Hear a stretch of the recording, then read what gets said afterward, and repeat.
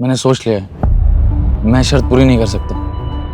लेकिन अगर तुमने शर्त पूरी नहीं की तो वो हमारी शादी नहीं होने देंगे। और अगर ऐसा हुआ ना तो मैं अपनी जान दे दूंगी। मैं भी तेरे लिए अपनी जान दे सकता हूँ यार, लेकिन मैं शर्त पूरी नहीं कर सकता यार। एक ऐसी शर्त जो पूरी ना हो तो मौत के सिवाय और कुछ नहीं, और अगर पूरी हो तो भी जिंदगियां बचाना मुश्किल। ये कोई शर्त नहीं थी बल्कि मौत का एक खेल था। ये साल 2019 का एक दिल दहला देने वाला केस था, जिस साल को विदा देकर अब हम साल 2020 में आ चुके हैं। लेकिन गुजरा हुआ साल 2019 जब शुरू हुआ था तो उसके आगमन के साथ साथ कुछ ऐसी वारदातें सामने आई थी जिनमें कुछ जिंदगियों के लिए वो साल आखिरी साबित हुआ था, और इन सब की वजह बनी थी वो शर्त। 55, 56, 57, 58, 59, Happy New Year!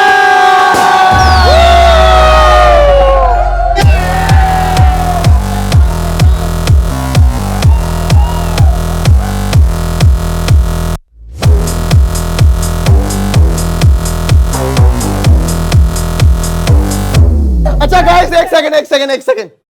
मैं आप सबको वापस से नए साल की बहुत बहुत बधाई देते हुए आप सबसे यहां से जाने की इजाजत चाहूंगा।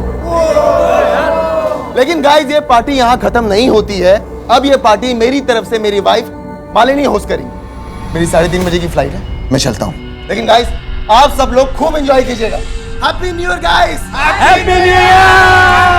Bye bye bye! Happy journey Rahul!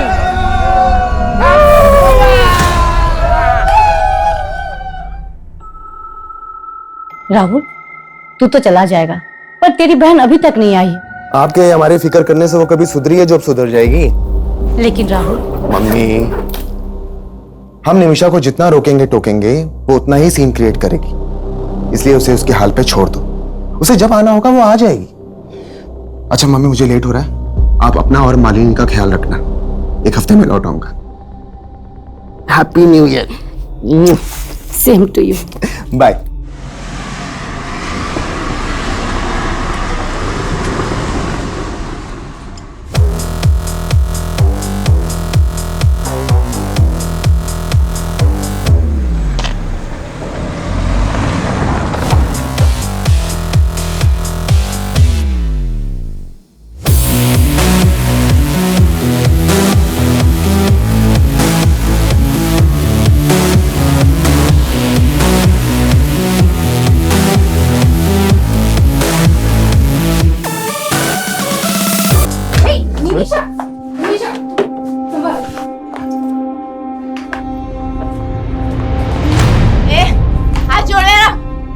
तेरी हिम्मत कैसे हुई मुझे छूने की?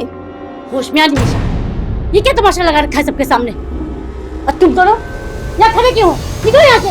माँ, वो मेरे दोस्त है, उनकी इंसल्ट मत करो। और ये भी तुम्हारी भाभी है। मम्मी जी, जाने दीजिए। Everyone, we are so sorry.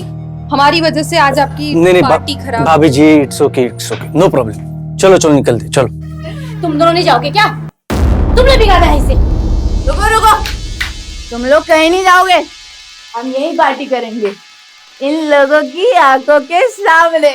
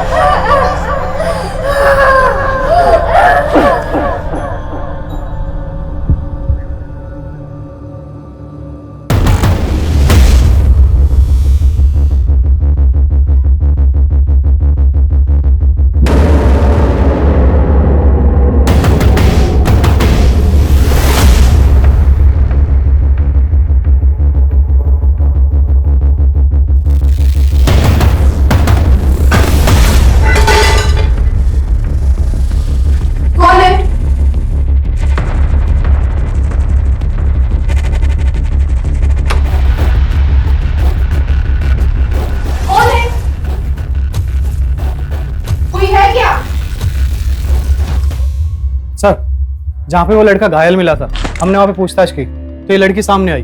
ये उस लड़के को जानती है। साहब, साहिल है वो। कहाँ है? मुझे उससे मिलना है। अभी बेहोश है लेकिन जल्दी होश में आ जाएगा। वैसे तुम क्या लगती हो उसकी? मैं दोस्त हूँ उसकी। कितने टाइम से जानती हो उसको?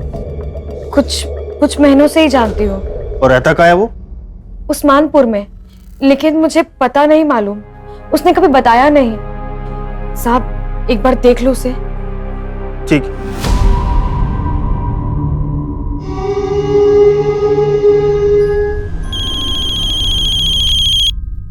हाँ शर्मा जी।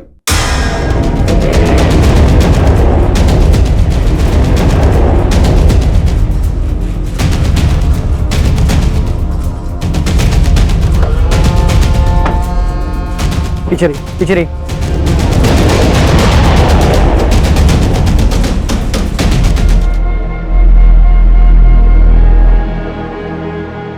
सर,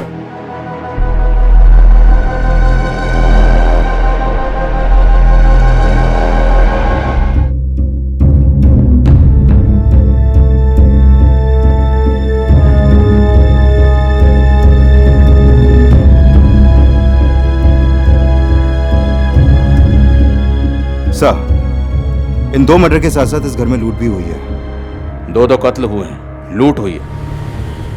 ये दोनों फीमेल्स यहाँ पे अकेली रहती थी? नहीं सर, एक बेटा राहुल और उसकी बहन निमिषा भी रहती है। राहुल कल मीटिंग के लिए सिंगापुर गए, उसको इन्फॉर्म किया है।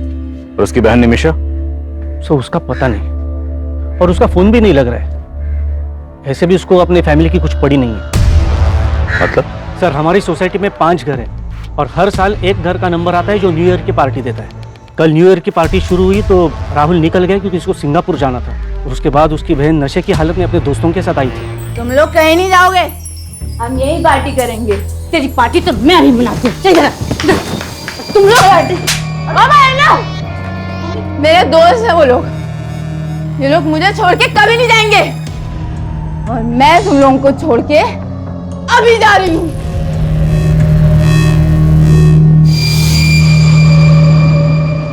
निमिषा के साथ उसके दोस्त कौन थे? सर, मैं तो नहीं जानता हूँ उन्हें। राहुल और निमिषा का फोन नंबर है आपके पास? जी सर, पूरी सोसाइटी में कहीं पे भी सीसीटीवी कैमरा नहीं है, और सर यहाँ का गार्ड भी गायब है।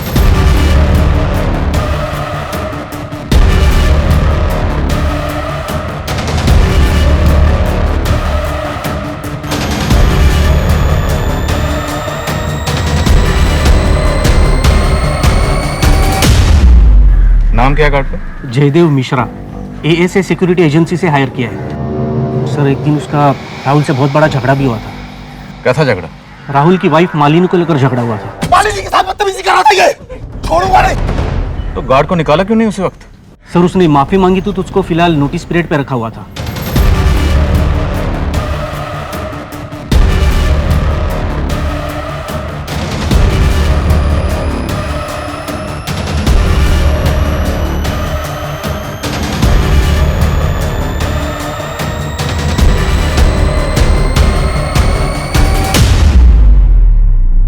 सर, मेरी अभी राहुल से बात हुई। सिंगापुर से 5 घंटे बाद इंडिया की फ्लाइट है, उसी से आ पाएगा वो। प्रकाश सर, वो गार्ड अपने घर पे नहीं मिला है। उसके एक पड़ोसी ने बताया कि वो अभी थोड़ी देर पहले घर से निकला है। हो सकता है भागने की फिराक में। सभी बस स्टैंड और रेलवे स्टेशन पर उसकी फोटो सर्कुलेट करवा। ठीक है सर। गार्ड और निमिषा अपनी माँ और भाभी से झगड़ा करके घर चली, अब वो भी गार्ड पता करो वो कहाँ, और उसके दोनों दोस्त, उनके बारे में पता करो। सर,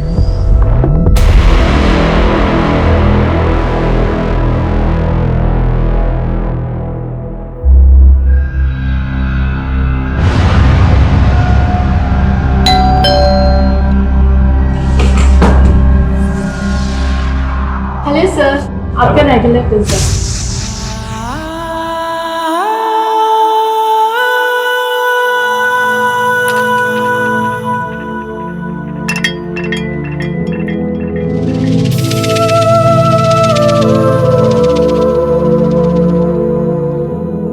कैसा है?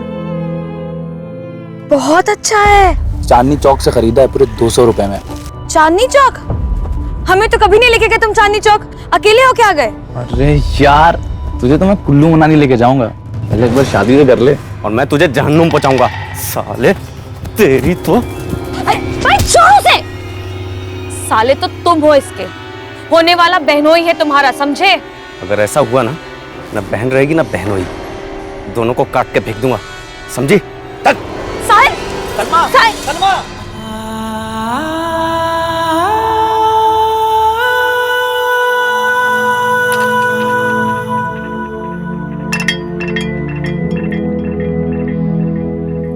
मैं जानती हूँ तुम्हारा गुनहगार कौन है, लेकिन मैं कुछ नहीं कर सकती। मैं मजबूर हूँ, मैं कुछ नहीं कर सकती। मुझे माफ कर देना साहिल।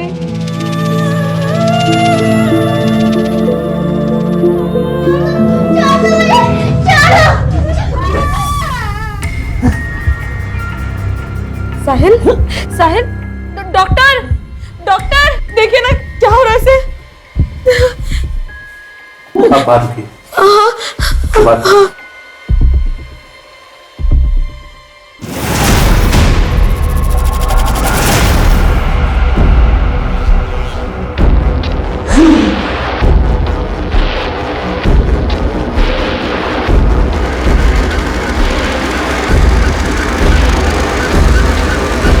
सर वो guard Anand Vihar bus stop से यूपी की बस पकड़ने की फिराक में था, लेकिन उससे पहले हमारी टीम ने उसे दबोच लिया। बस आधे ही घंटे में वो गार्ड यहाँ पर होगा सर।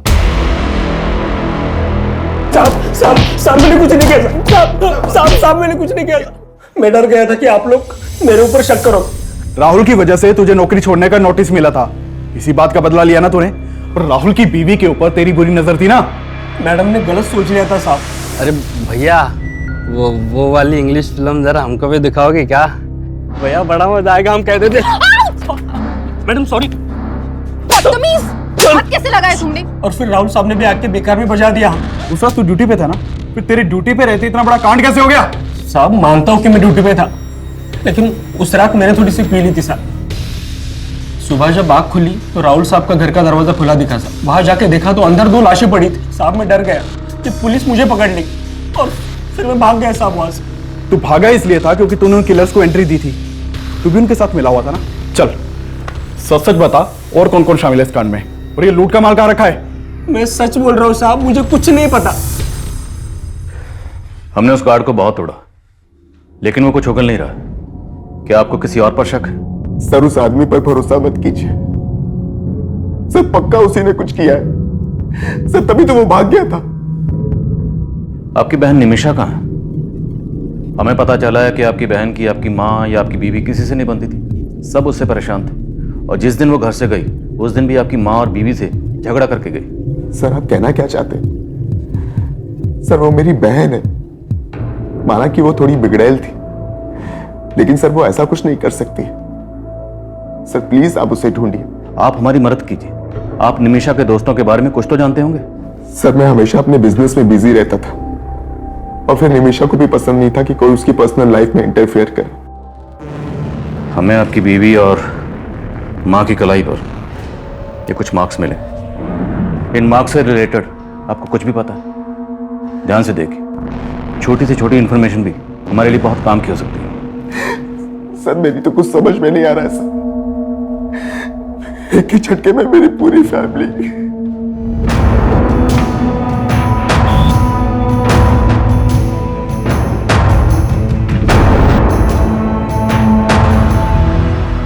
सर पोस्टमार्टम करने वाले डॉक्टर्स का कहना है कि जिस चाकू से मालिनी और सरिता के गले रेते गए, और कोई कातिल कत्ल करने के बाद इन औरतों की कलाई पर ये एक्स के मार्क क्यों बनाएगा? सर किलर का मकसद सिर्फ लूट और मर्डर ही नहीं लगता। पोस्टमार्टम रिपोर्ट में यह भी सामने आया है कि मालिनी के साथ रेप भी हुआ था, वो भी इसकी हत्या के बाद। कत्ल करने के बाद रेप? ये किलर जो भी है बहुत ही विकृत मानसिकता का है। ये वो गार्ड भी हो सकता है, उसी की मालिनी पर बुरी नजर थी। उस गार्ड को बहुत तोड़ा, लेकिन वो कुछ उगल ही नहीं रहा। एक बात और सर, मालिनी की बॉडी पर 2 आदमियों के डीएनए मिले। 2 लोग? उस रात निमिषा के साथ भी उसके 2 दोस्त देखे गए थे। निमिषा का कुछ पता चला? नहीं सर, निमिषा का कुछ पता नहीं चला, लेकिन उसके कॉल रिकॉर्ड्स में मौजूद सभी नंबर्स में से मैं 2 लड़कों को जीरो डाउन कर रहा हूं, जो उस रात पार्टी में निमिषा के साथ देखे गए थे। 2 कत्ल हुए, कत्ल के बाद मालिनी का रेप किया गया। मामला सीरियस है।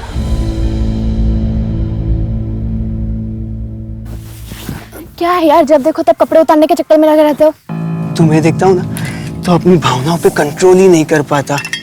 ये भावना अपने तक रखो, वरना कोई और भावना ढूंढ लो अपनी हवस पूरी करने के लिए।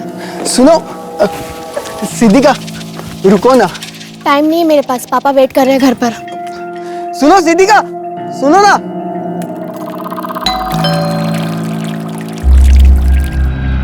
हेलो सर, हेलो, आपका रेगुलर पिज्जा। Thank you. चाय पियोगी? No thank you sir. आप रोज मेरी खिदमत करती हो, ये पिज्जा लेकर आती हो, मुझे भी तो मौका दो। सर, निमिषा के कॉल रिकॉर्ड में जितने भी नंबर मिले हैं उनमें से मैंने इन 2 लड़कों को जीरो डाउन किया और सब पड़ोसियों ने भी कंफर्म किया है कि यही दोनों लड़के उस रात निमिषा के साथ देखे गए थे। सर, ये है मनोहर, लेकिन इसका फ़ोन बंद है अभी और इसके फ्लैट पर भी कोई नहीं है। और ये है रुपेश, ये मिल गया है सर, हमारी कस्टडी में है। सर मुझे मालूम नहीं कि सर निमिषा कहाँ है सर। और मनोहर, वो कहाँ है? मनोहर? कौन मनोहर सर? तुझे और मनोहर को ही घर लेकर गई थी ना निमिषा, कहाँ है मनोहर? निमिषा उसे मनु बुलाती थी सर, मुझे मालूम भी नहीं कि उसका नाम मनोहर है सर। निमिषा मनु का दोस्त है, इसके अलावा मुझे उसके बारे में कुछ मालूम नहीं सर। तो फिर उस रात निमिषा को कहाँ लेकर गए थे तुम दोनों? वो हमें लेके गई थी सर, मैं तो बस उसके साथ था। अरे मम्मी नहीं होती ना तो आज हाथ उठ जाता मेरा उन पे, बेकार में जड़ दिया यार। अबे ये सब छोड़ो यार, अब ये बताओ हम कहाँ जा रहे हैं? जान लूं मैं। अबे तू छोड़ ना यार, तू पुड़िया लेकर आना यार अंदर से। मतलब अल्कोहल के ऊपर ड्रग्स लेगी? अबे मर जाएगी। अरे यार, तेरे हिस्से की उम्र खा रही हूँ क्या मैं? तुम्हार मनु, तुम मुझे घर ड्रॉप कर दे यार। ड्राइवर समझाए क्या? चल निकल। मैं बहुत मुश्किल से घर पहुंचा था, मुझे नहीं पता कि उसके बाद वो दोनों कहाँ गए थे। मतलब तो खुद को भी बचा रहा है और मन्नू को भी। बेटा सच तो ये है कि उन थप्पड़ों का बदला लेने के लिए तूने और मन्नू ने मिलकर पहले निमिषा की भाभी और माँ को मारा और फिर निमिषा को भी गायब कर दिया। सर ऐसा नहीं है सर। सर मुझे तो कहानी कुछ और ही लग रही है सर। कौन सी कहानी? निमिषा अपनी माँ और भैया भाभी से बहुत तंग थी सर, और मनु निमिषा के लिए कुछ भी कर सकता था सर। मतलब तू कहना चाहता है कि निमिषा ने मन्नू के साथ मिलकर अपनी माँ और भाभी को मरवा दिया और फिर अपनी भाभी का रेप भी करवा दिया? देख, तेरा डीएनए टेस्ट होगा तो सब कुछ सामने आ जाएगा। उससे तो अच्छा है कि तू ही उगल दे। सर मैंने कुछ नहीं किया सर, मेरी बात मानिए सर, मैंने कुछ नहीं किया सर। मैं सच बोल रहा हूँ सर, मैं सच बोल रहा हूँ नहीं सर, मैंने कुछ नहीं किया सर। हाँ चल, मैं तुझे बात करती हूँ। हाँ बाद में बात करती हूँ, बाय। Hello sir. हेलो। आज अंदर नहीं बुलाएंगे? अरे आप आइए ना, आपको तो इस घर में हमेशा वेलकम। सर इस मनोहर का एक नाम मन्नू भी है। खबरियों से इंफॉर्मेशन मिली है कि ये मनोहर और मुन्नू एक ड्रग्स पैडलर है।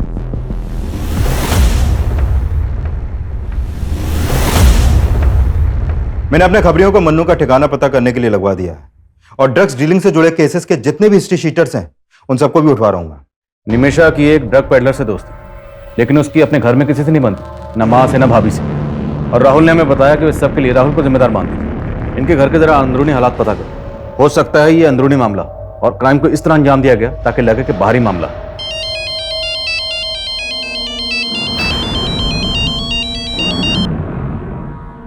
यहां इतना कुछ हो गया और तुम ये सब, प्लीज मुझे फोन करना बंद करो। तुम्हें पता है यहां क्या क्या हुआ है?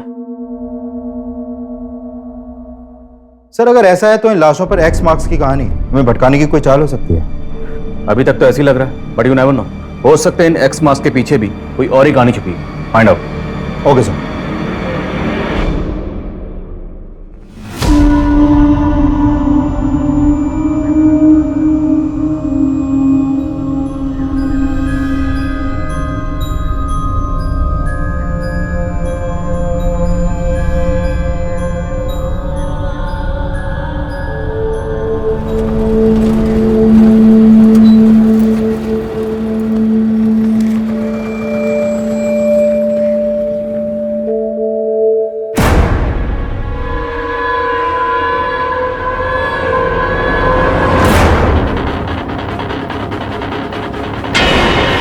ये केस जितना आसान नजर आ रहा था असल में उतना ही उलझा हुआ था, और उन लाशों पर मिले क्रॉस मार्क्स रहस्यों की लकीरें साबित हो रहे थे और अखबार की सुर्खियां उन्हें और भी ज्यादा सनसनीखेज बना रही थी। एक तरफ पुलिस मालिनी और सरिता के मर्डर की गुत्थी सुलझाने में जुटी हुई थी और वहीं एक और लड़की का मर्डर हुआ था जो फिलहाल पुलिस की नजर में आया ही नहीं था। लेकिन इस सब में निमीशा और उसके दोस्त मनोहर और मन्नू के गायब होने का क्या रहस्य था?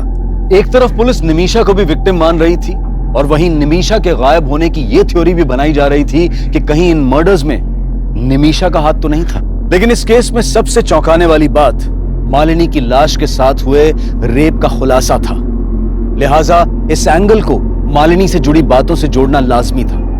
और फिर इस केस में कुछ ऐसा मिला जिसने पुलिस की थ्योरी को फिर से बदल दिया। सर, मैंने मालिनी के पुराने दोस्तों से बात की तो पता चला कि मालिनी और राहुल का आपस में उनकी शादी से पहले फिजिकल रिलेशन था। लेकिन ये राहुल मालिनी से शादी करने के बजाय किसी और लड़की से शादी कर रहा था, जिसके बाद मालिनी ने राहुल पे उसका रेप चार्ज लगाने की धमकी दी थी। व्हाट? हाँ सर, और इसी धमकी के डर से राहुल ने मालिनी से शादी की थी। सर, आपको कोई गलतफहमी हुई है। शादी करना चाहता है तो किसी और से, लेकिन करनी पड़ गई मालिनी से, है ना? जी, प्रेरणा को देखते ही मुझे राहुल पे नाज हो गया। बहुत प्यारी बच्ची है आपकी। और जब आपको आपके बेटे की हरकतों के बारे में पता चलेगा ना, तब घिन आएगी आपको। कौन हो तुम और अंदर कैसे घुस गई? वो तुम अपने भाई से पूछो क्या लगती हूँ मैं उसकी। इसका अफेयर मुझसे है और शादी इस लड़की से कर रहा है। अगर तुमने मुझसे शादी नहीं की ना, तो मैं मॉलेस्टेशन का केस तुम पर फाइल कर दूंगी।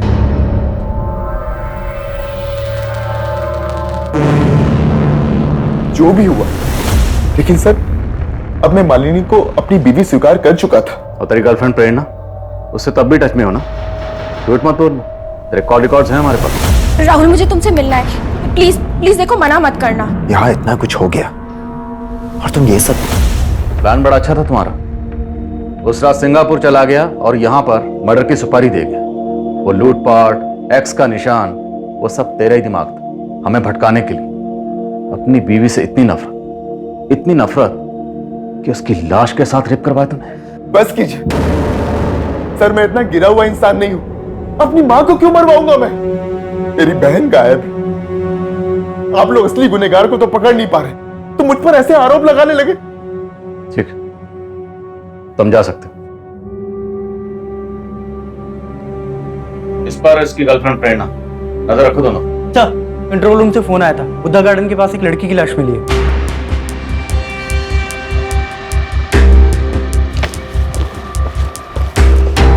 पीछे हटिए। प्रकाश, लाश की हालत देख के लग रहा है कि इसका मर्डर 2-3 दिन पहले ही हुआ है। 5 X marks. Sir, crime scene पे इस लड़की की पहचान की कोई लीड नहीं मिली है। और ये देखे सर, इस लड़की के हाथों पर भी वैसे ही एक्स मार्क्स हैं जो मालिनी और इसकी साथ सरिता जी के हाथों पर थे। सर, उस डबल मर्डर और एक्स मार्क्स की खबरें अखबारों में बहुत छप रही हैं। तो हो सकता है कि किसी ने उन मर्डर्स का मोडस ऑपरेंडी इस्तेमाल करके इस लड़की को मारा हो। पर गौर करने वाली बात यह है कि इस लड़की की कलाई पर 5, मालिनी के हाथ पर 1 और मालिनी की सास सरिता जी के हाथ पर 2 एक्स के निशान। तो हो सकता है इस लड़की के कत्ल का इन दोनों मर्डर से कोई न कोई ताल्लुक हो, या निमीशा और मन्नू से। और ये दोनों ही गायब हैं सर। कोई ना कोई राज तो है।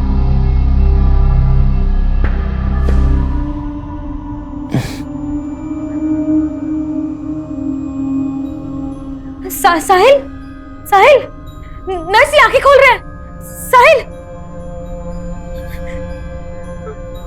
साहिल, साहिल, हाँ हाँ, आंखें खोलिए।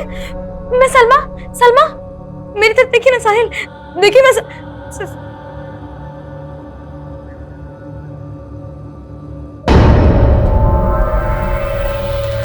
हमारा रिश्ता किसी गलतफहमी की वजह से नहीं टूटा था। मालिनी ने जो कहा था वो एक सच था, और जब मैं उसे झूठ बोलकर तुम्हें मनाने की कोशिश कर रहा था तो तुमने नहीं माना। देखो राहुल, मैं पुरानी बातें दोहराना नहीं चाहती। तुम्हें खोने के बाद भी तुम्हारी कमी हमेशा महसूस की है मैंने। और अब जो तुम कर रही हो वो मुझे सही नहीं लग रहा। क्या कहना चाहते हो तुम? क्या कर रही हूं मैं? ये मनु ड्रग पेडलर, कब तक ढूंढते रहेंगे उसे? अभी तक कोई लीड क्यों नहीं मिली? सर, हमने जिन ड्रग पेडलर्स को उठाया था उनके पास से मनु के 2 नंबर मिले थे, लेकिन सर दोनों नंबर बंद आ रहे हैं। तो क्या करें? हाथ पे हाथ रख के इंतजार करें कि वो अपना नंबर कब ऑन करेगा? 24 घंटे का वक्त है। 24 घंटे के अंदर अंदर ये मनु मुझे यहां चाहिए। Sir, coming sir. काम। सर, जिस लड़की की लाश हमें जंगल में मिली थी उसकी पहचान पता चल गई है। उस लड़की का नाम सिद्धिका है। इस सिद्धिका का मालिनी या उसकी सास सरिता से कोई कनेक्शन? नहीं सर, ऐसा तो कोई कनेक्शन नहीं मिला। इवन सिद्धिका के फादर तो राहुल की फैमिली में से किसी को जानते तक नहीं है। लेकिन हाँ सर, सिद्धिका के एक बॉयफ्रेंड का पता चला है। इसका नाम है कौशल। और सर, साकेत पुलिस से पता चला है कि सिद्धिका का फोन जिस एरिया में बंद हुआ था, उस एरिया में इस कौशल का फोन भी अक्सर एक्टिव रहता था। साहिल, बताओ कौन था वो? किसने तुम्हें जान से मारने की कोशिश की थी?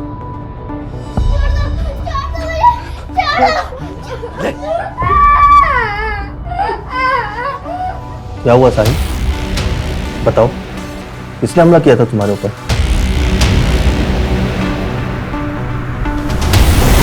मैंने किसी को नहीं मारा सर। तिवारी, सर, मैं तो सिद्धिका से बहुत प्यार करता था, मैं उसको क्यों मारूंगा? जहां पर सिद्धिका की लाश मिली वहीं पर तू उससे मिलता था। और जिस दिन जिस एरिया में सिद्धिका का मर्डर हुआ, उस दिन उसी एरिया में तेरा फोन भी एक्टिव था। वो उस दिन मुझसे मिलने वाली थी, मैं वहां गया तो वो वहां पे नहीं थी और उसका फोन भी बंद आ रहा था। सर, सच बता रहा हूं, मुझे कुछ पता नहीं उसके साथ क्या हुआ है। सर, नहीं मारा मैंने किसी को।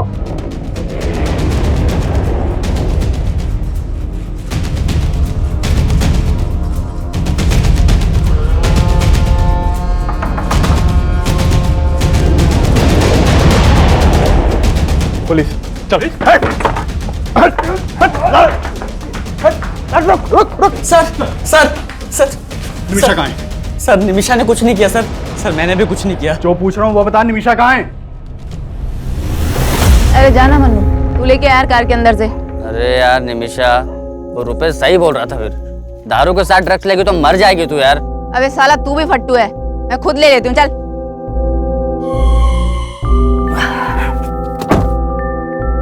निमिषा, ए निमिषा, निमिषा,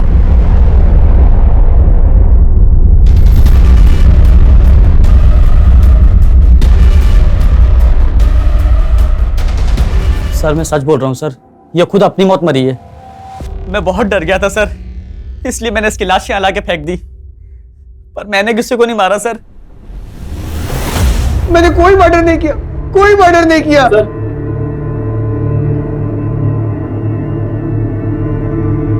तेरा बाप आया तेरी जमानत लेकर, अभी तो छोड़ रहा हूं, लेकिन पता चला कि तूने कुछ किया है तो बचेगा नहीं तू।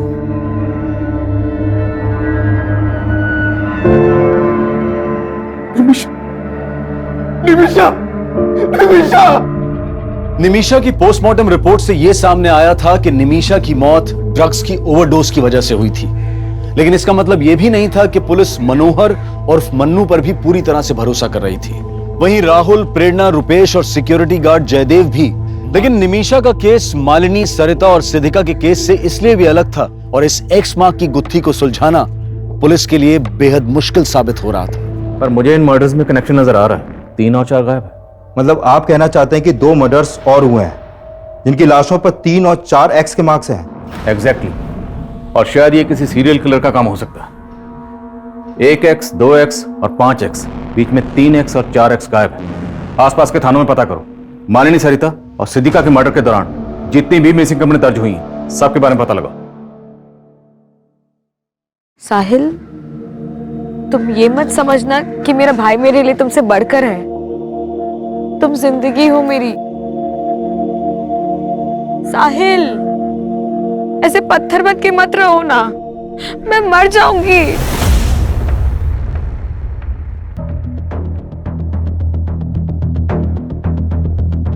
जैन सर। लेकिन अभी भी इन तीनों केसेस की कड़ियां आपस में ठीक से मिल नहीं रही हैं।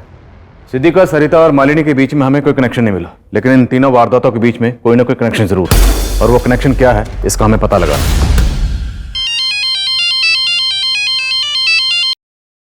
हेलो सर, योगेंद्र शर्मा के पड़ोसियों से पता चला है कि काफी टाइम पहले तक यहाँ पर एक मेड भी काम करती थी, जो काफी दिनों से यहाँ पर नहीं दिखी। कौन थी वो मेड, और उसका इस कत्ल से क्या ताल्लुक? सर, उस मेड के बारे में तो यहाँ पर ज्यादा लोग नहीं जानते, लेकिन एक कॉमन बात का पता चला है। हाँ सर, योगेंद्र जी मेरे दूर के कजिन थे। आपके दूर के कजिन का कत्ल भी ठीक उसी वक्त हुआ जिस वक्त आपकी पड़ोसन। ये इत्तेफाक हमें कुछ समझ में नहीं आया। सर, मुझे भी कुछ समझ में नहीं आ रहा। योगेंद्र भैया से महीनों पहले बात हुई थी मेरी। क्या बात हुई थी? उन्हें एक मेड की जरूरत थी। मैंने अपनी मेड से कहा कि एक टाइम उनके यहाँ भी काम कर लिया करे। आपकी मेड? वो तो काफी दिनों से छुट्टी पे गई हुई है। नाम क्या आपकी मेड का? सलमा। दिखने में तो बहुत सीधी सादी लगती थी। रहती कहाँ? उस्मानपुर में कहीं। एक दिन यहाँ काम मांगने के लिए आई थी तो हमने उसे रख लिया था। उस्मानपुर में एग्जैक्टली कहाँ? सब वो तो पता नहीं। आपको उसका एड्रेस नहीं पता और आपने बिना पुलिस वेरिफिकेशन के उसको अपने यहाँ काम पे रख लिया? फोटो है? शायद मेरे मोबाइल में हो सकता है। देखिए फोटो। सब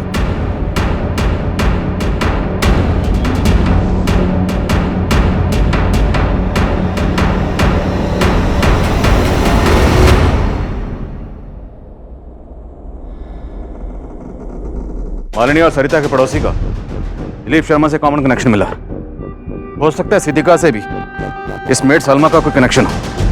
योगेंद्र ने हमें बताया था कि सलमा उस्मानपुर में कहीं रहती। हिमांशु, पूरा इलाका छान मार और ढूंढ निकाले सलमा को। एक के बाद एक जिस तरह से ये लाशों पर एक्स के निशान बढ़ते जा रहे हैं तो मुमकिन है अभी और मर्डर्स हो और उनकी कलाई पर ये एक्स के निशान 6, 7 या 8 भी हो सकते हैं। लेकिन हमें उन्हें रोकना है। हमें किसी भी सूरत में इस क्राइम को होने से रोकना है। Is that clear? Yes sir. Police ऐसी हत्याओं को रोकने की कोशिश में भी जुटी थी और सलमा की तलाश में भी कोई कसर नहीं छोड़ रही थी। साल 2019 की पहली जनवरी से लेकर अब तक पूरे 28 दिन गुजर चुके थे और पुलिस को 28 जनवरी 2019 को एक अहम लीड मिली।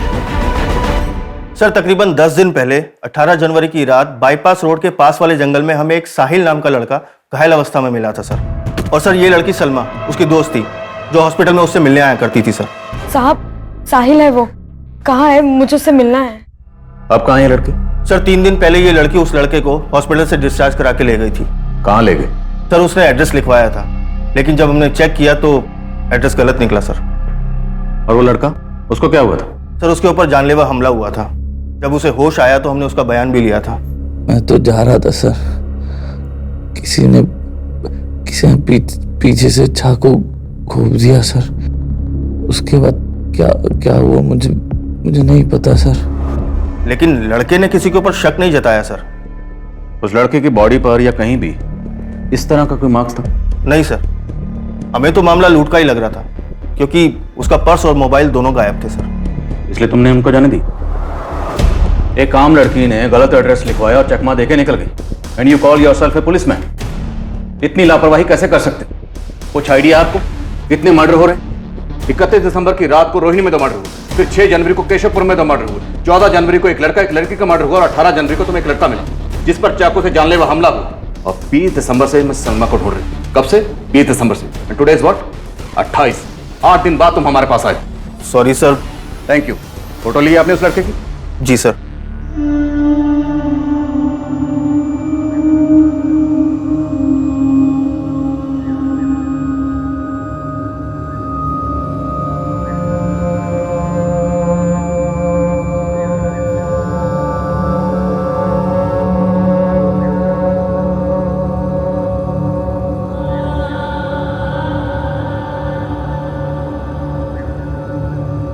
साहिल खाना। साहिल अभी भी गुड़िया के बारे में सोच रहे हो? साहिल उसके बारे में सोचना बंद करो वरना घुटते रह जाओगे। सर 18 जनवरी की रात को वो लड़का बाईपास रोड के पास एक जंगल में मिला था और मैंने चेक किया कि 18 जनवरी की रात को नरेला में भी एक वारदात हुई थी। नरेला पुलिस से उस केस की अपडेट ली है सर मैंने। सर ये बच्ची है गुड़िया, नरेला में अपने पेरेंट्स के साथ रहती थी।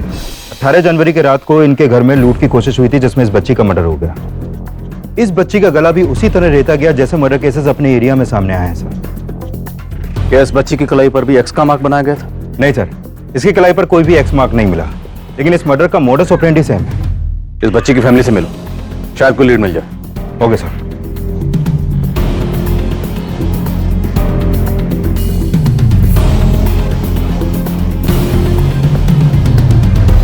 सर उस रात हम सब सो रहे थे, घर के दरवाजे का लेस भी अंदर से लगा हुआ था। समझ में नहीं आ रहा वो लुटेरे हमारे घर में अंदर कैसे घुसे थे।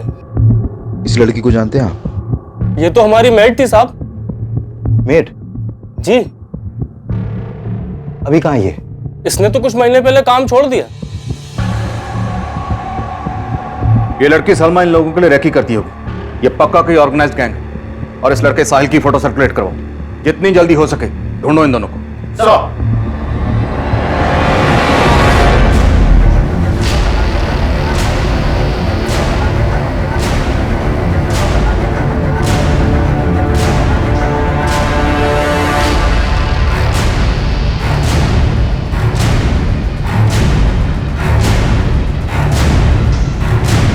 साहिल जल्दी चलो, पुलिस है।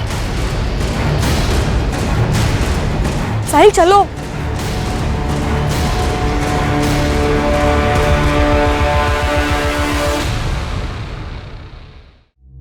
दर्द हो रहा है?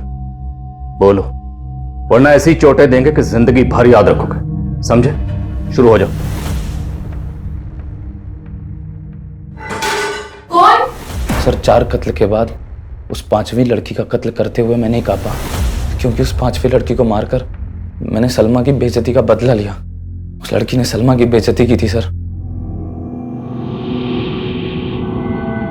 एक चोर! रुक रुक रुक चोर! साहिल, साहिल क्या हुआ? तू रो क्यों रही है? उस लड़की ने मुझे थप्पड़ मारा और बहुत कुछ सुनाया। मैंने बस उसका पर्स लिया था, उसी पे वो भड़क पड़ी। चल। और फिर सलमा ने गुड़िया के घर को अपना टारगेट बनाया था, जहां मुझे आखिरी कत्ल करना था। सर मैंने नहीं सोचा था कि वहां मुझे उस बच्चे को मारना पड़ेगा।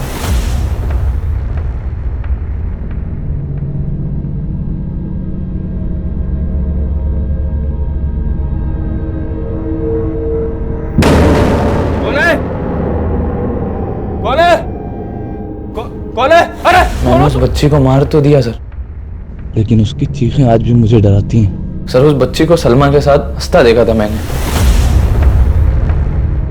मालूम नहीं था कि उस बच्ची को भी मैं... सर अगर गुड़िया मेरी पहली शिकार होती तो मैं कभी दूसरी हत्या ना कर पाता।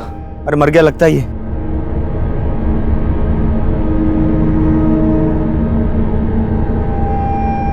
चल।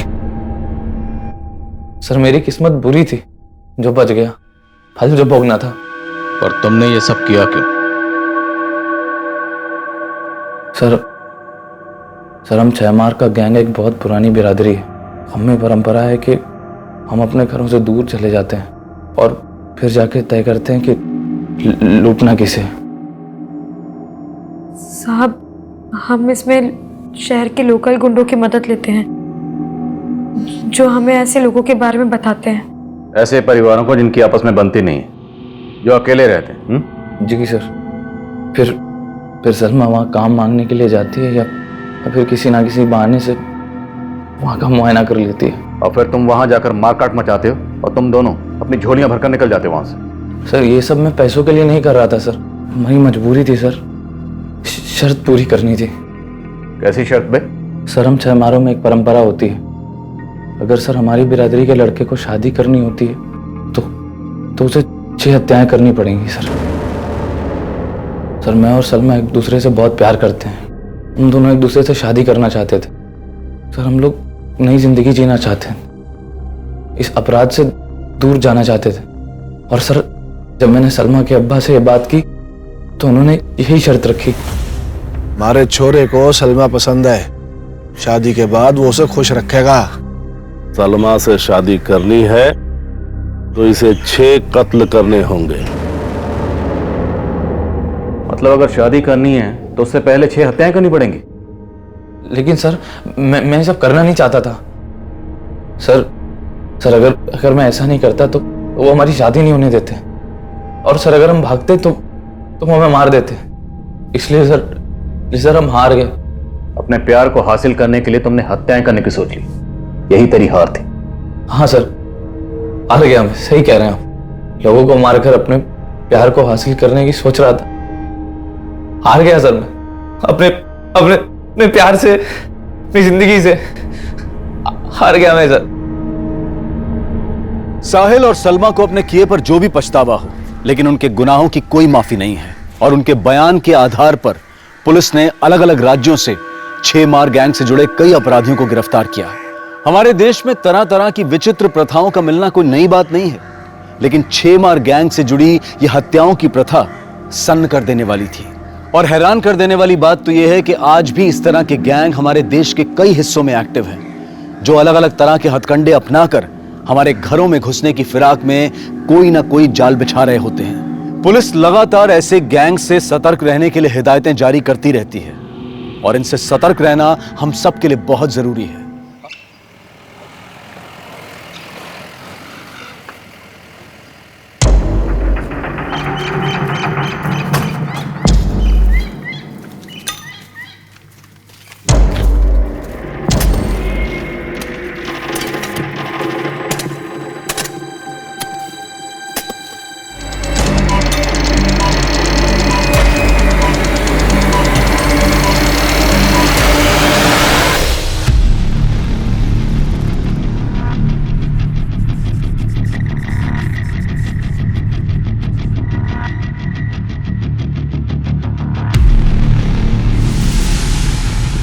नमस्कार, आदाब। मैं अनूप सोनी क्राइम पेट्रोल सतर्क के ब्लैक हेडलाइंस अध्याय के आज के एपिसोड में आप सबका स्वागत करता हूं। कहते हैं कि समय हर घाव को भर देता है, लेकिन कुछ घाव ऐसे होते हैं जो भर तो जाते हैं लेकिन हमेशा के लिए एक दर्द छोड़ जाते हैं। आज के ब्लैक हेडलाइंस अध्याय के केस में भी कुछ ऐसा ही हुआ था। जब कुछ पुराने पाप उभर कर नए रूप में सामने आए तो उन्होंने कई जिंदगियों को जुर्म की चपेट में ले लिया। शादी कर ले उससे, लेकिन सोना मत। उसके साथ सोई ना तो फिर देख लेना।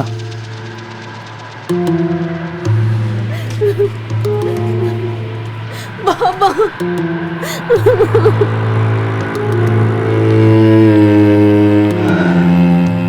तू तो कह रहा था शादी भी करेगा। अरे यार, करनी पड़ रही है, बाबा नहीं मान रहे थे।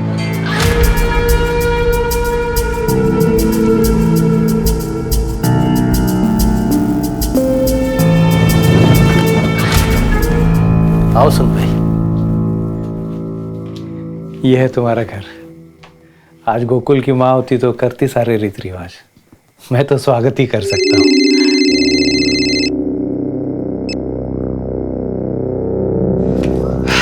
क्या साला, सबकी शादी में तू बाल्टी भर के दारू पीता और खुद की बारी आई तो बात तक नहीं किया, सीधा घुस गया घर में।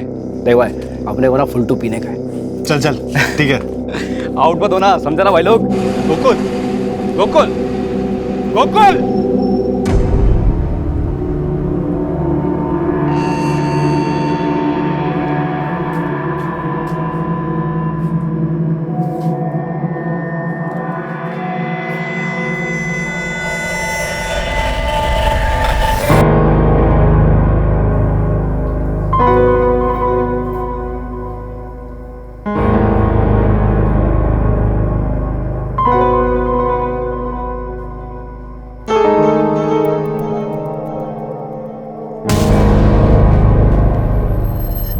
अब आज क्या हुआ है? सर दर्द है। एक और बहाना। 15 दिन हो गए हमारी शादी को। अगर यही सब करना था तो शादी क्यों की? थक गया हूं तुम्हारे बहाने सुन सुन के। कभी सर में दर्द, कभी पेट में दर्द। बहाना नहीं आओ, सच में दर्द है।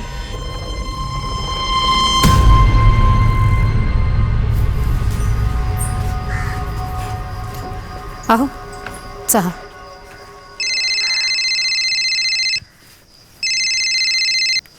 हेलो, हाँ साहब, चलेंगे ना साहब? हो साहब, मैं अब भी निकलता हूँ। मुंबई का भाड़ा है, मैं बस यूं गया और यूं आया। और वैसे भी आज की रात मेरे लिए बहुत स्पेशल है। लवकर है। कहाँ जा रहे हैं? मुंबई जा रहा हूँ बाबा। अच्छा, सीधे जा और सीधे आ, दोस्तों के साथ बैठने आने कहीं। और कितने बजे तक आएगा? 11 बजे तक लौट आऊंगा बाबा।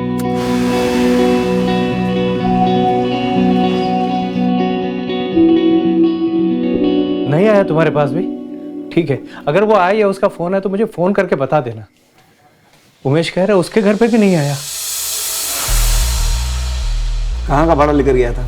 साहब बोल के गया था कि मुंबई का भाड़ा है, रात को 11 बजे तक लौट आएगा। कल सुबह से गया सब, अब तक नहीं आया। आप गोकुल की फोटो दीजिए, उसकी गाड़ी का नंबर भी हम पता करते हैं। जी। ये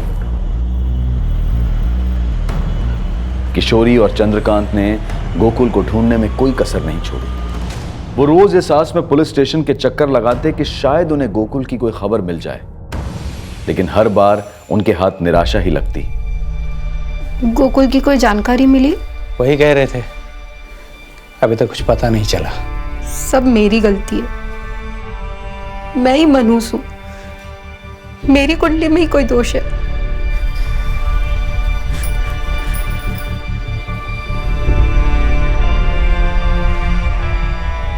समय बीतता गया, लेकिन लाख कोशिशों के बावजूद गोकुल का कुछ पता नहीं चला। ना ही गोकुल की टैक्सी मिली और ना ही उसका कोई नामो निशान। गोकुल की पहचान समय की रेत में ढक कर रह गई और उसकी फाइल भी पुलिस स्टेशन में नए केसेस के नीचे दब गई।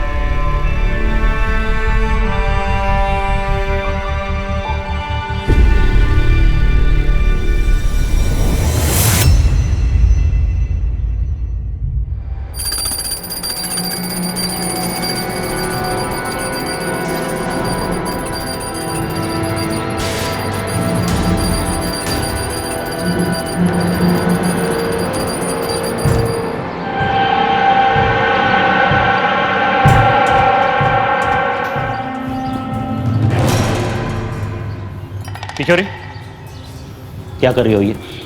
क्या कर रही हो तुम? कितनी बार समझाया मैंने तुम्हें कि रोहन को खुद का काम खुद करने दो। स्पेशल स्कूल में दाखिला करवाया इसका मैंने, अच्छे से अच्छे डॉक्टरों के पास इलाज करवा रहा हूं कि ठीक हो जाए मेरा लड़का, लेकिन तुम हो के उसे खुद से उभरने ही नहीं दे रही।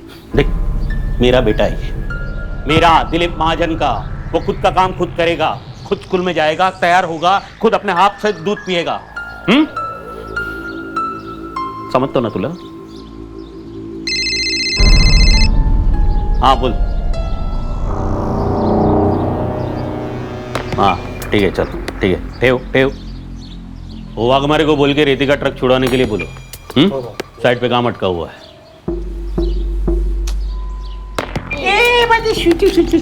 चलो पापाला उशीर होते, ओके? चॉकलेट खातो? चला bye bye bye bye bye.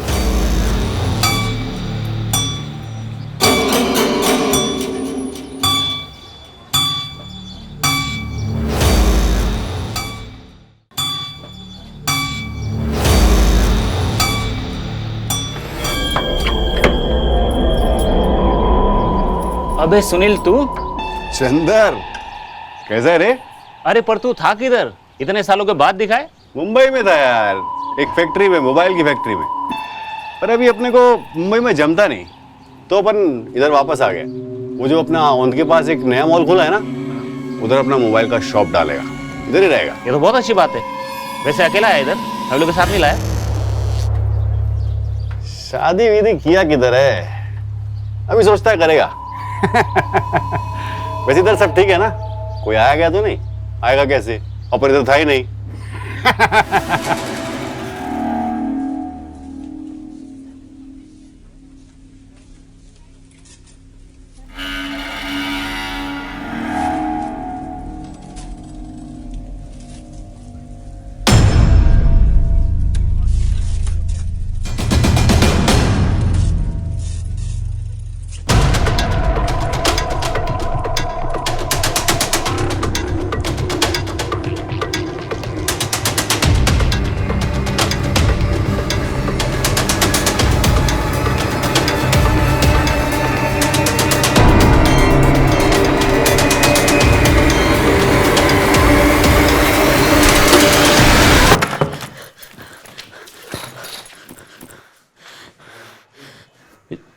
काय झालं रे किशोरी? आज वो पीछा करते करते घर तक आ गया, अभी भी बाहर ही खड़ा है।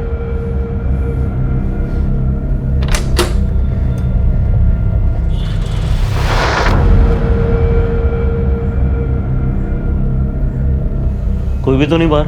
हम ही सांगते हैं ना, अब भी बाहर था वो। तेरे दिमाग के अंदर प्रॉब्लम है किशोरी। तुझे ऐसा बार बार लगता है कि कोई पीछा कर रहा है, लेकिन क्यों करेगा तेरा पीछा कोई? लेकिन ये पहली बार तो नहीं हुआ है ना। उस दिन जब मैं अगरबत्ती लेने गई थी तब भी वो मेरा पीछा कर रहा था। चल मी मंगेला सांगतो, तुम्हारे साथ जाएगा जहां जाना होगा। उसकी जरूरत नहीं है। अगली बार किसी ने मेरा पीछा किया तो मैं पुलिस स्टेशन चली जाऊंगी।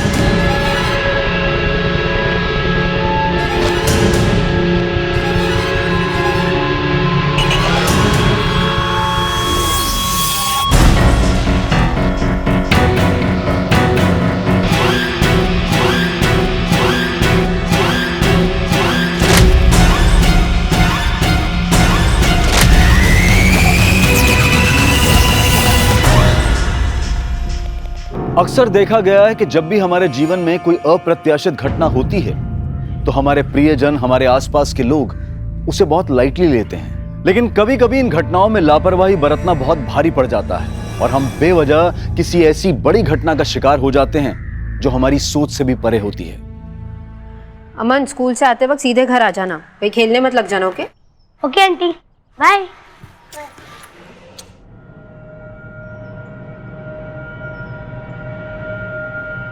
संगीता, हाँ ताई, मैं मार्केट होकर आ रही हूँ, माधुरी का ध्यान रखना, मला जरा वेळ लागेल ना जी।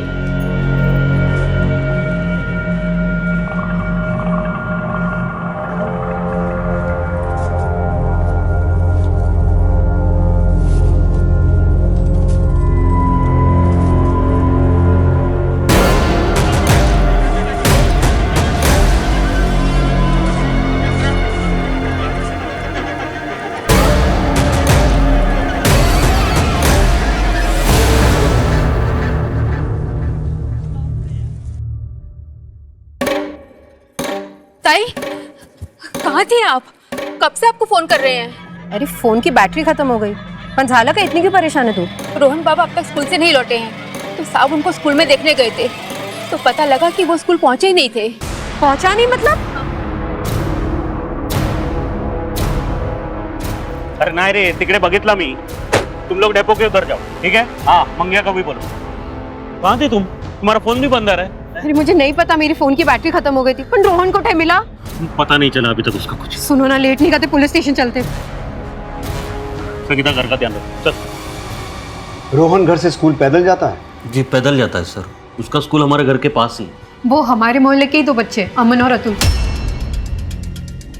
उनके साथ ही रोज स्कूल जाता है और वापस आता है। सर ये तीनों साथ में स्कूल जाता है, लेकिन रोहन का स्कूल पहले पड़ता है एक गली में, जहाँ से वो अकेले जाता है। सर मैं स्कूल गया तो पता चला कि रोहन आज स्कूल पहुंचा ही नहीं। कोई रिश्तेदार वगैरह उनके घर चला गया हो, पता किया आपने? सर ऐसे तो कोई रिश्तेदार है नहीं, लेकिन स्कूल के टाइम पे स्कूल ना जाकर रोहन अकेला कहीं क्यों जाएगा?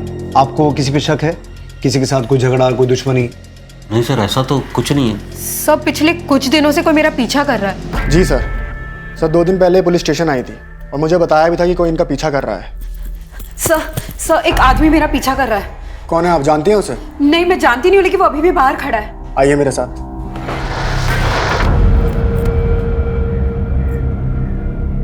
कोई भी तो नहीं है मैडम?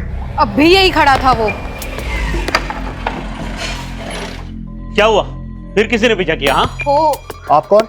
ये मेरे पति हैं, दिलीप महाजन। मैंने इन्हें फोन करके बुलाया। कौन पीछा कर रहा था? आपको चेहरा याद है? स्केच बनवा सकती हैं? मैंने कभी उसे ठीक से देखा नहीं, वो पूरी तरह सामने नहीं आता था। दिलीप जी। हाँ सर। आप काम क्या करते हैं? हाँ, मैं कॉन्ट्रैक्टर हूँ, सिविल। तो आपको किसी का फोन आया, I mean फिरौती के लिए? अभी तक तो नहीं सर। मेरा रोहन बहुत छोटा है सर, प्लीज उसे जल्दी ढूंढिए। आप फिक्र मत कीजिए, हम पूरी कोशिश करेंगे। आपको कोई भी इंफॉर्मेशन मिले हमें बताइए।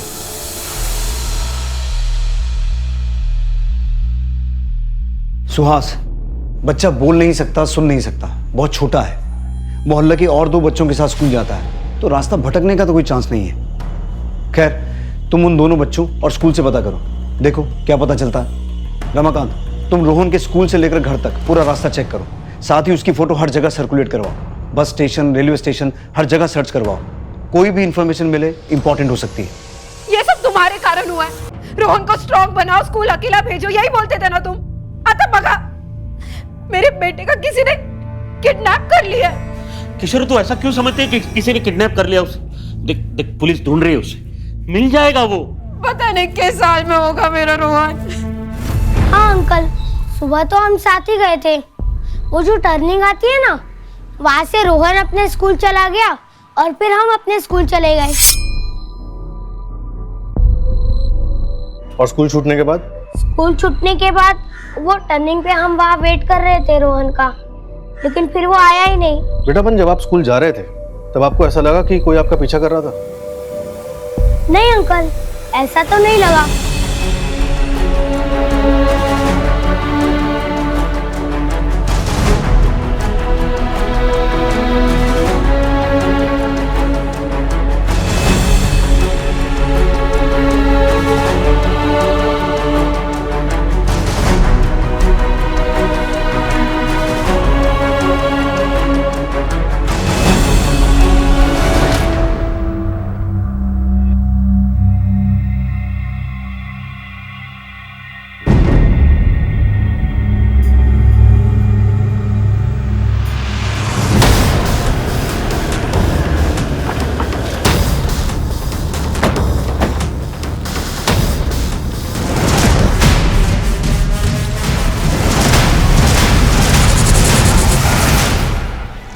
सुहास, बच्चे की बॉडी को पोस्टमार्टम के लिए भिजवाओ और इसके माँ बाप को हॉस्पिटल बुलाओ। रमाकांत सर, इस जंगल और आसपास के पूरे इलाके को स्कैन करो और फोरेंसिक टीम को बुलाओ तुरंत। Okay sir.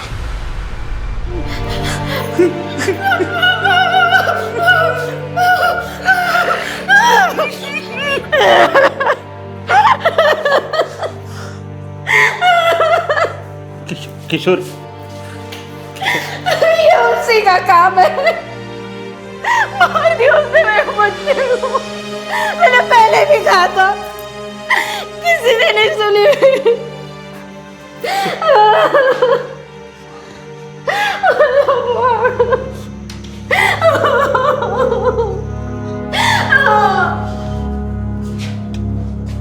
रोहन की बॉडी हमें बकोरी पास के जंगल से मिली।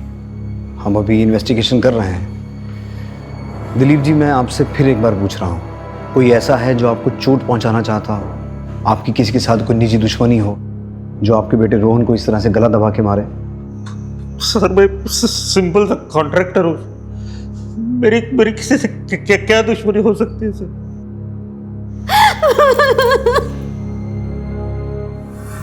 हे बघा, इथे मिसिंग कंप्लेंटची लाईन लगलेली आहे और वैसे भी सरकार 7 साल के बाद मृत्यु का अनुमान लगाकर केस को बंद कर देती है और आपके केस को तो 9 साल हुए हैं। फिर आपका बेटा तो जवान था, अगर जिंदा होता तो लौट कर नहीं आता। लौट कर नहीं आएगा मतलब मर गया क्या? अगर मर गया तो ऐसे पक्की खबर दो ना, तो फिर मैं बार बार आपके यहाँ नहीं आऊंगा।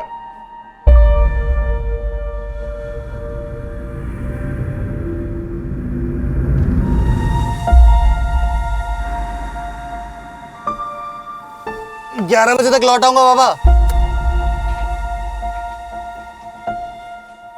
स्टॉकर का कुछ पता चला? नहीं सर। अगर स्टॉकर ने ही किडनैप किया था और फिर मार दिया तो मकसद क्या था? कहीं ये कोई साइको किलर तो नहीं? क्योंकि फिरौती का भी कोई कॉल नहीं आया और क्योंकि बच्चा बोल नहीं सकता तो जाहिर सी बात है कि चिल्लाया भी नहीं होगा। क्या पता किलर रोहन के माँ बाप तक कोई मैसेज पहुंचाना चाहता हो। ये दिलीप और किशोरी, इनकी पूरी छानबीन करो, हो सकता है इनके इर्द गिर्द हमें कोई क्लू मिल जाए। हाँ गणेश बोल। साहब, पाटिल नगर में एक चाय वाला है, उसका ऐसे कहना है उसने एक आदमी को रोहन और उसकी माँ का पीछा करते हुए और घूरते हुए देखा है। एक काम कर, इस चाय वाले को तुरंत थाने लेकर आ। बोल सुरेश, क्या देखा तुम? साहब, एक आदमी था जो मेरी दुकान पर चाय पीने के लिए आता था। ये फोटो जो दिखाई गणेश ने, ये लड़का और उसकी माँ को वो घूरता था और उन लोगों का पीछा करता था।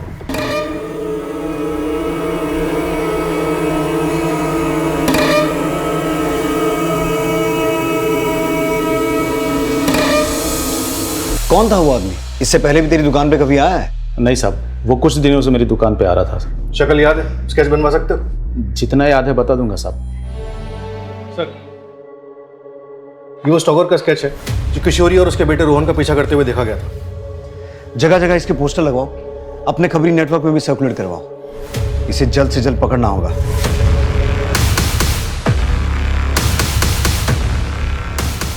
हाँ, कुछ ऐसा ही था वो आदमी जो मेरा पीछा करता था, पर इसने रोहन को क्यों? किशोरी जी, आपने तो इसे देखते ही पहचान लिया, लेकिन जब पिछली बार हमने आपसे स्टॉकर का चेहरा पहचानने की बात की थी तो आपने इनकार कर दिया था। सर, मैंने आपको पहले भी बोला था, ऐसे साफ साफ मुझे याद नहीं, क्योंकि वो कभी पूरी तरह सामने नहीं आता था। ये कौन है मैं इसे नहीं जानती।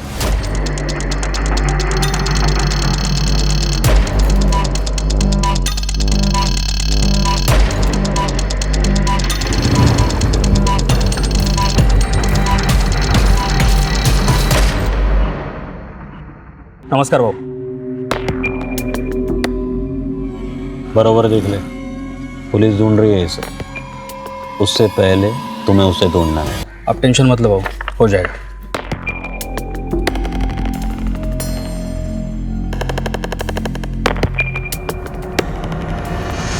सर, उस स्टॉकर का पता चल गया, लेकिन हैरानी की बात यह है कि उस पर हमला हुआ है और इस वक्त उसका इलाज सिटी हॉस्पिटल में चल रहा है।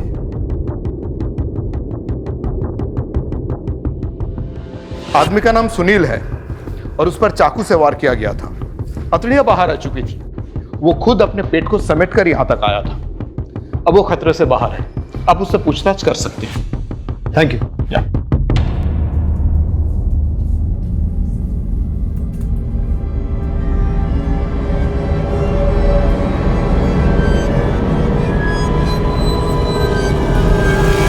है तेरा? सुनील साहब। ये क्या हुआ, कैसे हुआ? अपन पैदल अपने घर वापस जा रहा था, तभी रास्ते में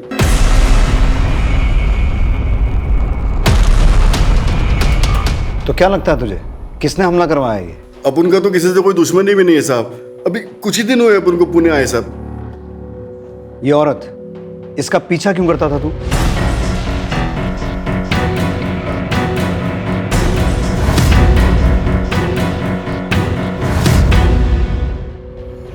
साहब, इस औरत का चेहरा अपन की रिश्तेदारी में एक औरत से मिलता है साहब, लेकिन 3-4 दिन पीछा करने के बाद अपन को लगा कि ये वो औरत नहीं है, तो अपन ने पीछा करना छोड़ दिया साहब। जब तुझे लगा कि तू इसे जानता है तो रोक के पूछना चाहिए था ना।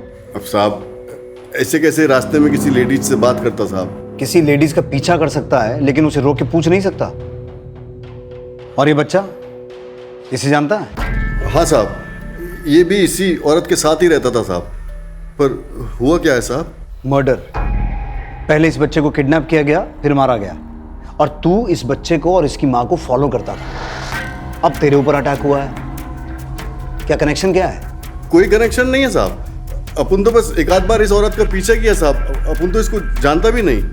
तू रहता कहाँ है? तेरी फैमिली में कौन कौन है? साईं मंदिर के पास दोसा गली में रहता है साहब। अभी 15 दिन पहले ही पुणे आया साहब। उसके पहले मुंबई में रहता था साहब, एक मोबाइल कंपनी में काम करता था।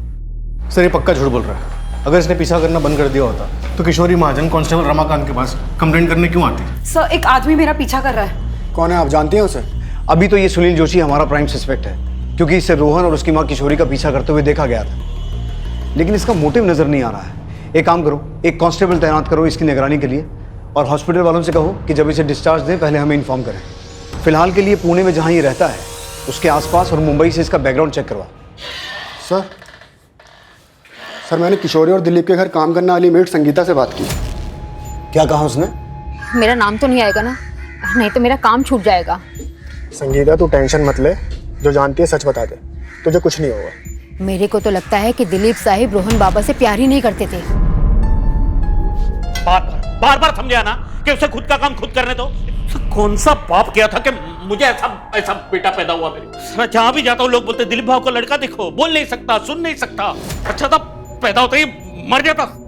मुझे अभी भी यही लगता है कि रोहन का कातिल दिलीप और किशोरी को कोई सबक सिखाना चाहता था।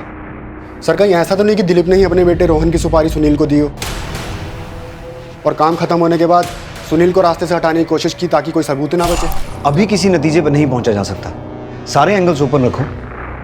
ये पता लगाओ कि सुनील जोशी और दिलीप महाजन का आपस में कोई कनेक्शन है क्या। तब तक मैं किशोरी से बात करता हूँ। सर, कौन सा बाप अपने बच्चे से उम्मीदें नहीं बांधता? वो रोहन को अपनी तरह काबिल बनाना चाहते थे। इसका मतलब ये थोड़ी ना कि वो अपने बच्चे को मार देंगे। देखिए, मैं आपसे एक सीधा और सिंपल सवाल पूछ रहा हूँ। क्या दिलीप सुनील पर जानलेवा हमला करवा सकते हैं? क्या रोहन की हत्या इससे जुड़ी है? आप लोग कुछ भी अनाप शनाप बोल रहे हैं। मेरा बेटा मुझसे छिन गया है, मेरी जिंदगी बेकार हो गई और आप लोग हमें ही परेशान कर रहे हैं, मेरे पति पर शक कर रहे हैं। देखिए किशोरी जी, हम आपको परेशान नहीं कर रहे हैं, आपके बेटे के कातिल को ढूंढने की कोशिश कर रहे हैं। इसलिए हमारे सवालों का सीधा सीधा जवाब दीजिए। क्या आपके पति दिलीप सुनील पर जानलेवा हमला करवा सकते हैं? क्या वो रोहन की हत्या करवा सकते हैं? कितनी बार कहूं, वो ऐसा कुछ नहीं कर सकते। वो बहुत अच्छे इंसान है। हाँ, उनका गुस्सा तेज है, लेकिन मुझसे बेहतर उन्हें कोई नहीं जानता। अगर वो नहीं होते तो मैं आज जिंदा नहीं होती।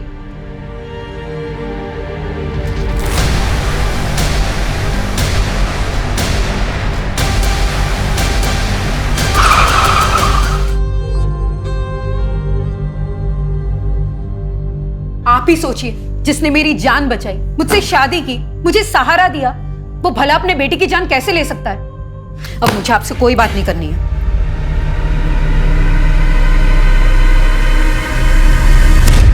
ही इज फिट नाउ, हम उसे डिस्चार्ज दे रहे हैं। आगे आप देख लीजिए। अभी के लिए तुझे जाने दे रहे हैं, लेकिन ये मत समझना हमारी नजर नहीं रहेगी तुझ पे। हमें बिना बताए तो शहर से बाहर नहीं जा सकता, और रोज थाने आना पड़ेगा तुझे हाजिरी देने के लिए, समझा? ठीक है साहब, अपन आ जाएगा रोज आपसे मिलने। अभी चलता है।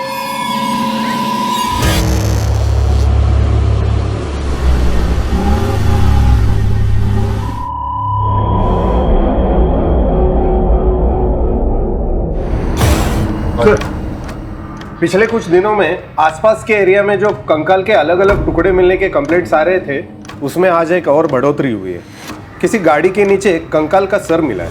अभी तक जितनी भी हड्डियां मिली हैं सबको एफएसएल लैब में टेस्टिंग के लिए भिजवाओ और रिपोर्ट मंगवाओ।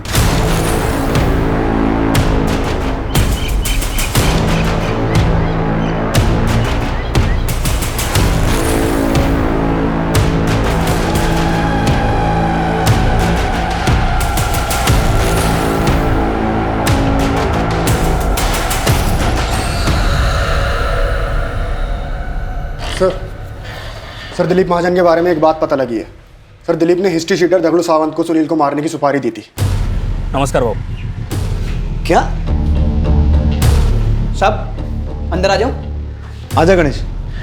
साहब कल रात को मैंने सुनील का पीछा किया, वो जंगल में गया था, वहाँ एक गड्ढे के पास जाके खड़ा हो गया और काफी परेशान लग रहा था साहब। ये सुनील मुझे शुरू से ही गड़बड़ लग रहा है। जब पहले हमने उससे दिलीप के बारे में पूछा था तो उसने कहा कि वो एक दूसरे को नहीं जानते हैं, तो दिलीप ने उसे मारने की सुपारी क्यों दी? दिलीप और सुनील दोनों को उठा और साथ में उस हिस्ट्री चीटर को, क्या नाम है उसका? दगड़ू सावंत। क्या मैं जान सकता हूँ मुझे इस तरह यहाँ लाने का क्या मतलब है? सुनील जोशी से किस बात को लेकर झगड़ा हुआ था? साहब अपन का दिलीप महाजन के साथ कोई झगड़ा नहीं है। अच्छा, रोहन को मारने की सुपारी के पैसों को लेकर झगड़ा हुआ था? सर तुम क्या डोका फिर लायत का? हाँ, मैं अपने रोहन को मारने के लिए सुपारी दूंगा? मामला बिल्कुल साफ है। तुम्हें रोहन पसंद नहीं था, उसका ना बोलना तुम्हें खलता था और तुम जानते थे कि सुनील रोहन और उसकी माँ का पीछा करता है। तुमने उसका इस्तेमाल किया, सुनील के हाथों अपने बेटे को मरवाया और तुम्हारा राज सामने ना आए इसलिए तुमने सुनील की भी सुपारी दी। अपन बहुत सीधा साधा आदमी है साहब। मुंबई में मोबाइल कंपनी में काम करता था, इधर पुणे में अपना दुकान खोलना चाहता है। साहब अपन कौन सा एंगल से आपको सुपारी लेने वाला लगता है साहब, वो भी छोटे बच्चे की? सर आप जानते हैं आप क्या बोल रहे हैं? मेरा बच्चा मरा है सर, और उसके कातिल को पकड़ने के बजाय आप मुझ पर शक करें।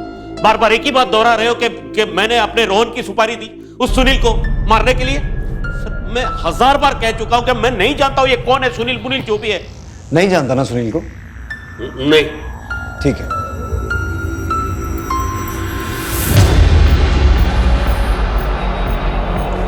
अब भी तू यही कहेगा कि तू सुनील को नहीं जानता? बोल।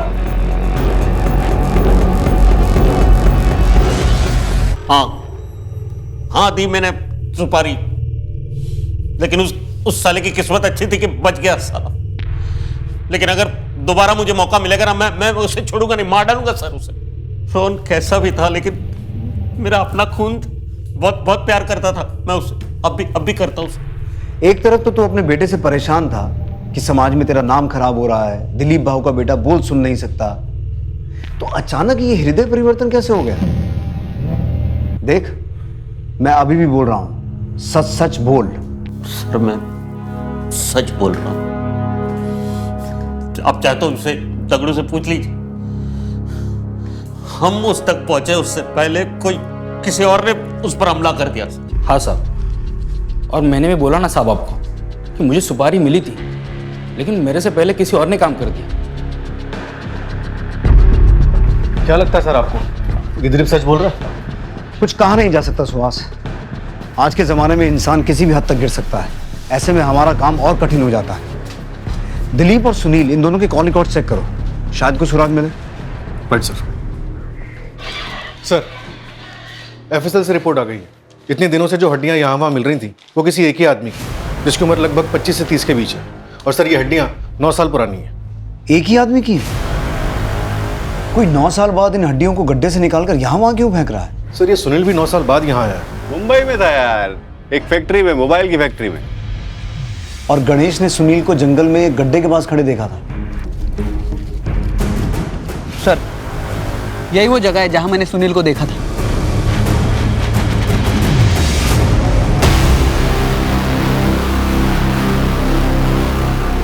एक और हड्डी? सर 9 साल बाद इस तरह से हड्डियों को बाहर निकाला गया है। आखिर को करना क्या चाहता है? अपने राज को हमारे सामने आने से रोकना चाहता है। आसपास चेक करो। सुहास,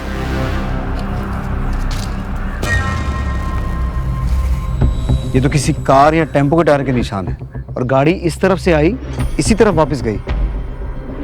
और ये रास्ता तो आगे जाके बहुत खराब है।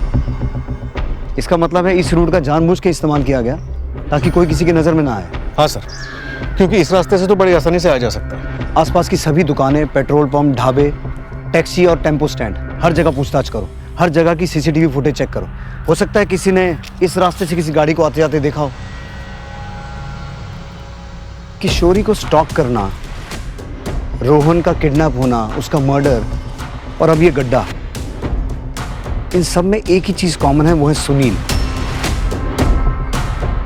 इस सुनील को एक बार फिर उठाओ और पिछले 9 सालों के जितने भी अनसॉल्व मिसिंग केसेस हैं, सबकी फाइल मंगवाओ और इस हड्डी को फोरेंसिक जांच के लिए भेजो।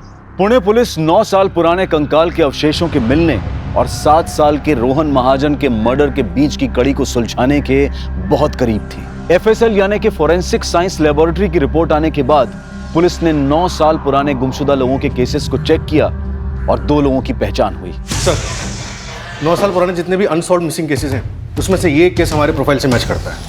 28 साल का गोकुल कदम। गोकुल कदम? इसकी फैमिली से मिलो, पता करो 9 साल पहले की इसकी क्या कहानी। Right sir.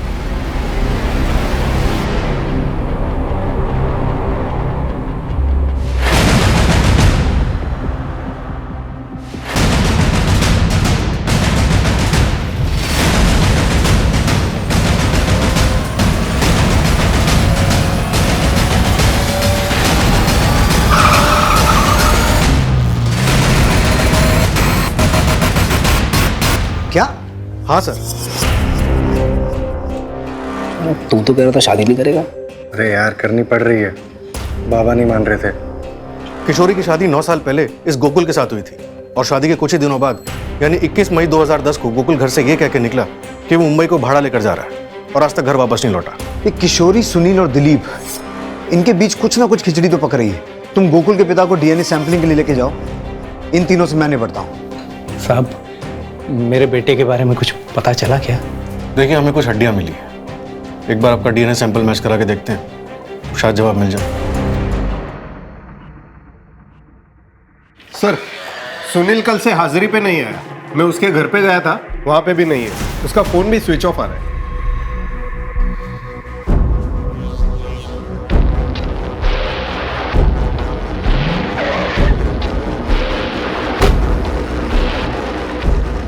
मेरे बेटे के कातिल का मिलना तो दूर, अब मेरी पत्नी भी गायब हो गई, फोन भी बंद आ रहा है उसका। क्या? कितने बजे निकली तुम्हारी पत्नी घर से?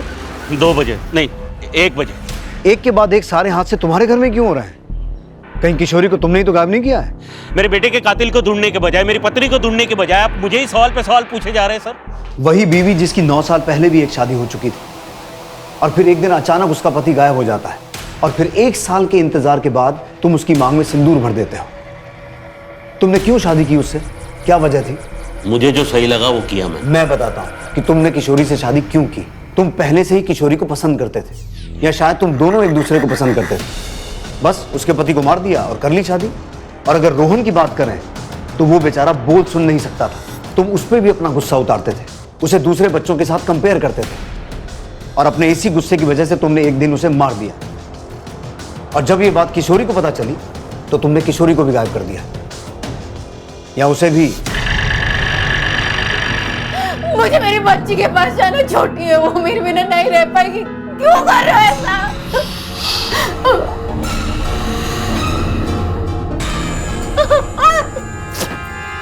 मुझे जाने दो। जिस जंगल के गड्ढे से गोकुल कदम के अवशेषों को निकाला गया था, पुलिस ने हाईवे से उस जंगल को कनेक्ट करती हर सड़क पर लगे सीसीटीवी कैमरा के फुटेजेस को घंटों घंटों बैठकर देखा और एक सीसीटीवी फुटेज में उन्हें एक टेम्पो जंगल की तरफ जाता और फिर वापस आता दिखाई दिया और ये टेम्पो किसी पकिया नाम के आदमी का था। और वे क्या दाल चावल कैसा है?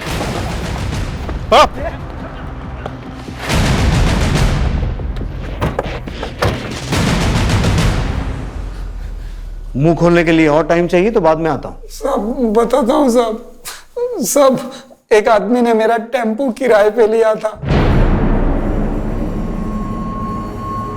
इन दोनों में से कौन था? इनमें से कोई नहीं था साहब। तो बोल, कौन था?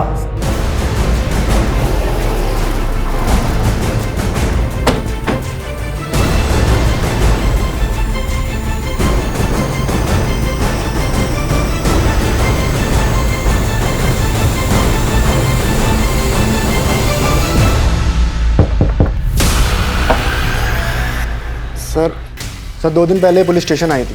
कोई भी तो नहीं है मैडम। सर दिलीप ने हिस्ट्री शीटर दगड़ू सावंत को सुनील को मारने की सुपारी दी थी। आप लोग यहाँ पे? हमें नहीं पता था हमारे बीच रहकर इतना बड़ा खेल खेलने वाला हमारा अपना ही आदमी है। सुहास, तलाशी लो घर की।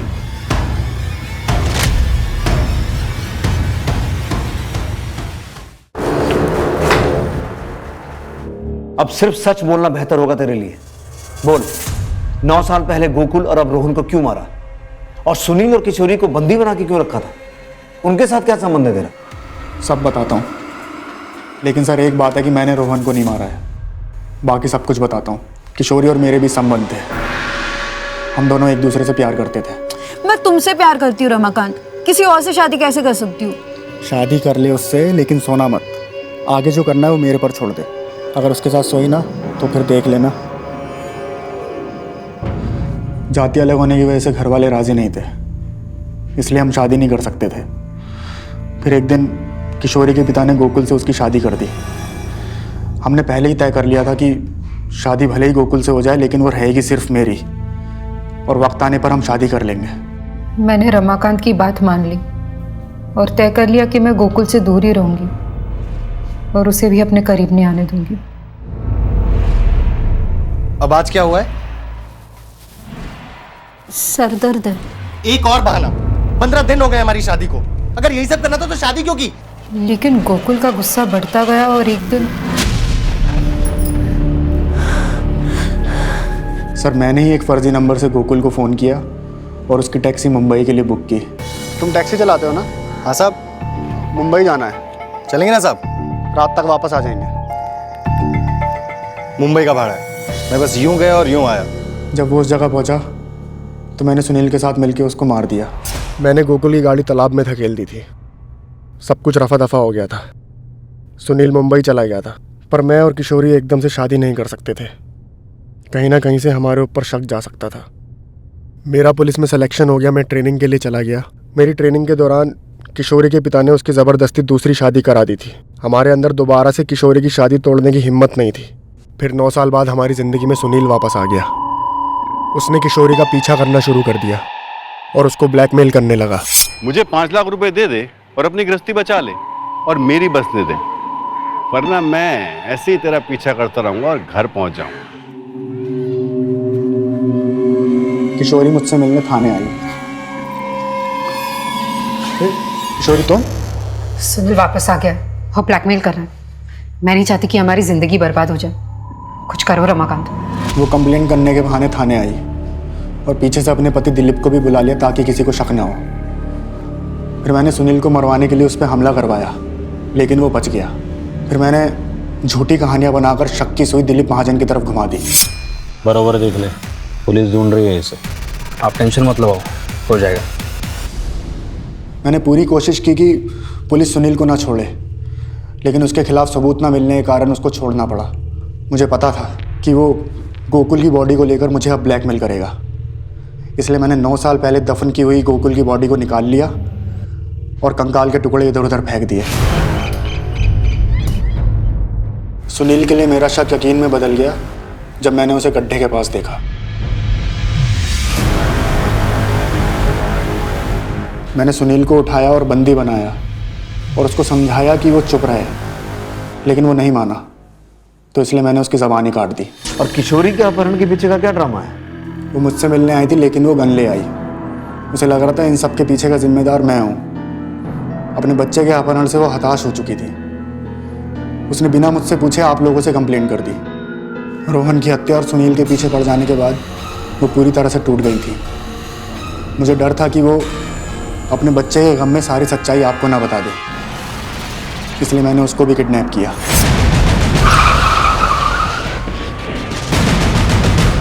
तूने सारा माहौल इस तरीके से तैयार किया कि हमारा शक दिलीप पे जाए और ये मामला हमेशा के लिए बंद हो जाए। पर तू भूल गया कि हम पुलिस वाले राख से भी आग निकाल लेते हैं। अगर इतना दिमाग ईमानदारी से पुलिस की नौकरी करने में लगाया होता ना, तो नौकरी और जिंदगी दोनों बच जाते। रोहन की हत्या का सच क्या है? तू और रमाकांत अब उनको बहुत हल्के में ले रहे थे ना। मार दिया अपन तेरे बेटे को। सुन, अभी भी अगर तुम लोग बाज नहीं आए ना तो अपन तो फंसेगा ही, लेकिन तेरी पोल भी खोल देगा। अभी अपन को 5 लाख नहीं 10 लाख चाहिए, वरना अपन तेरे पति को बता देगा कि तेरा एक कातिल के साथ चक्कर था और तूने ही अपने आशिक के हाथों अपने पहले पति को मरवाया। फिर जब मैंने ये बात रमाकांत को बताई तो उसने सुनील पर जानलेवा हमला किया। मैं नहीं जानती थी कि 9 साल पहले किया गुनाह मेरी जिंदगी में वापस आकर तबाही मचा देगा। जुर्म चाहे कितनी भी चालाकी से किया जाए, कितना भी छुपाया जाए, लेकिन एक ना एक दिन वो बाहर आ ही जाता है।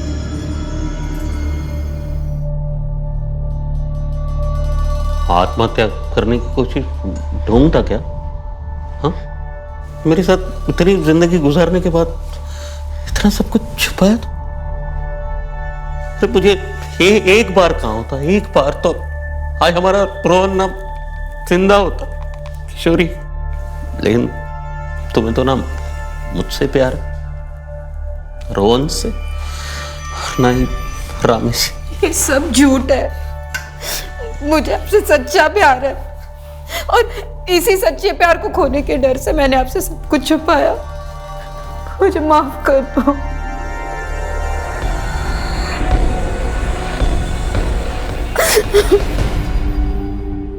अगर इंसान सही और गलत का फर्क समझ ले, भले और बुरे को जान ले, तो जुर्म का ख्याल आने से पहले ही उसके कदम पीछे हट जाते हैं। लेकिन जब इस सकारात्मक यानी कि पॉजिटिव सोच को कुचल दिया जाता है तो अपराध की दहलीज पार करते हुए समय नहीं लगता और फिर अपराध नए नए रूप में जन्म लेता है। किशोरी ने गोकुल से शादी तो कर ली लेकिन निभा नहीं पाई, उल्टा पीछा छुड़ाने के लिए अपराध के दलदल में फंस गई।